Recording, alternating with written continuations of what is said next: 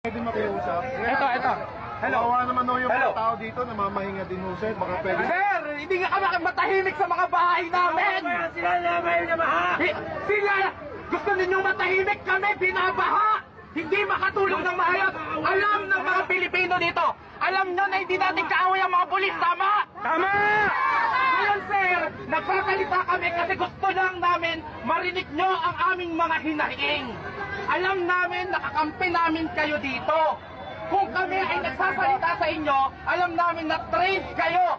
Alam namin na trained kayo na maximum tolerance hanggat hindi namin kayo sinasaktan. Tama? Tama? Tama. Hanggat nagsasalita lang kami kasi that's freedom of expression. Nakita nyo naman, nung sabi nyo, umatras kami para pantay, umatras kami. Hindi namin kayo inaaway. Alam mo kung anong ginagawa namin? Humihingi kami ng tulong sa inyo. Yan ay pakiusap. That's an appeal. Kasi kami ang nagpapasweldo sa inyo at pinapasweldo kayo para protektahan kami. Mataas ang konstitusyon, ang mga anak namin, at ang susunod na henerasyon, kahit ano. Ngayon, hindi pwedeng hindi kayo masasaktan kasi kahit kayong masaktan, damdamin lang ang masasaktan sa inyo. At alam nyo kung bakit nasasaktan kayo? Kasi alam nyo totoo ang sinasabi namin.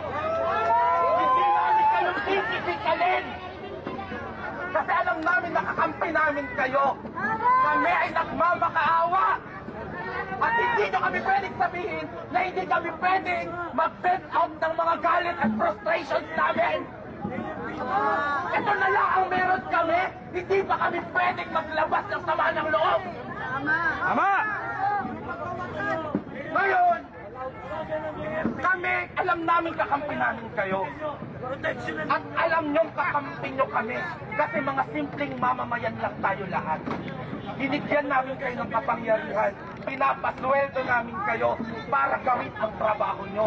At yun ay protektahan ang mga Pilipino. Kami ang mga boss nyo. Alam nyo, sumasaludo kami sa inyo kapag tama ang ginagawa nyo. During the time of PRRD, lagi kami nagpapasalamat sa inyo. Willing kami na taasan yung mga sweldo nyo. Kasi alam namin na ginagawa nyo ang tama at kung ano ang para sa bayan. Ngayon naniningil kami. Naniningil kami sa mga sweldong dinople namin. Asan kayo? Ngayon, sir, hindi kami mga bobo, hindi kami mga tanga. Nasasaktan namin ang mga kakampi nating pulis. Huwag mo kaming maliitin.